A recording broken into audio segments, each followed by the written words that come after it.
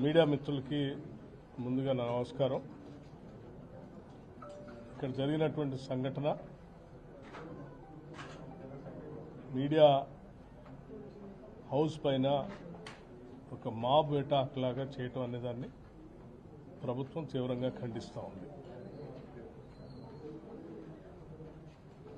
Media houses ద్వారా చెప్పేటువంటి విషయాలు కానీ జరిగేటువంటి చర్చలు కానీ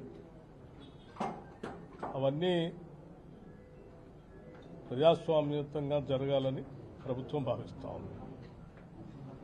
ఒకవేళ అలా జరగట్లేదని ఎవరైనా భావించి ఒక కుట్రపూరితంగా జరుగుతున్నాయని మీరు భావిస్తే దానికి నిరసన తెప్పడానికి చట్ట ప్రకారంగా ఉండవలసిన వ్యవస్థలన్నీ ఉన్నాయి.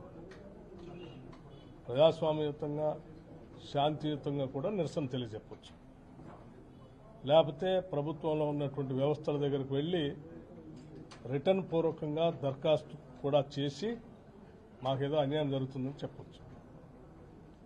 దానిపైన ప్రభుత్వాలు పరిశీలన చేసి న్యాయం చేసేటువంటి ప్రక్రియ ముందుకు పోయేటువంటి వ్యవస్థ ఈరోజు రాష్ట్రంలో పటిష్టంగా కొన్ని దశాబ్దాలుగా ఏర్పడి వ్యవస్థీకృతమై ఉన్నది. ఇక్కడ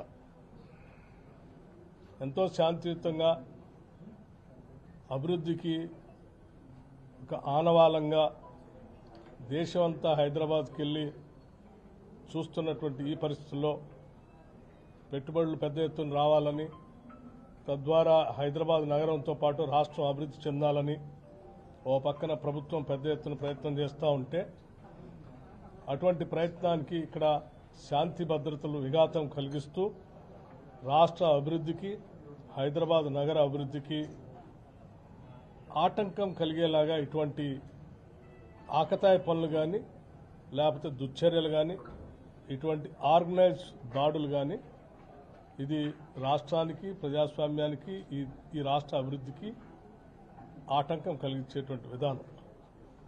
ఇటువంటి వాటిని రాష్ట్ర ప్రభుత్వం ఎట్టి పరిస్థితుల్లో ఉపేక్షించదు. చట్ట ప్రకారం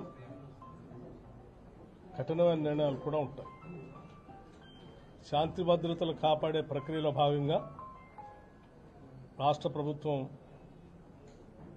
ఈ రాష్ట్ర అభివృద్ధిని కాంక్షిస్తూ రాష్ట్ర శ్రేయస్సు దృష్ట్యా ఈ రాష్ట్రంలో ఉన్న ప్రజల యొక్క ధన మాన ప్రాణాలను కాపాడటమే ప్రభుత్వం యొక్క ప్రధాన కర్తవ్యంగా ఉంటుంది. ఈ ప్రక్రియకి అడ్డుపడి ఒక ఆర్గనైజ్డ్ క్రైమ్ చేయాలనుకున్నటువంటి వాళ్ళని చట్ట ప్రకారం తీసుకోవాల్సిన చర్యలని కూడా తీసుకుంటాం. ఇక్కడ జరిగినటువంటి దాడిని ప్రత్యక్షంగా చూడటం జరిగింది.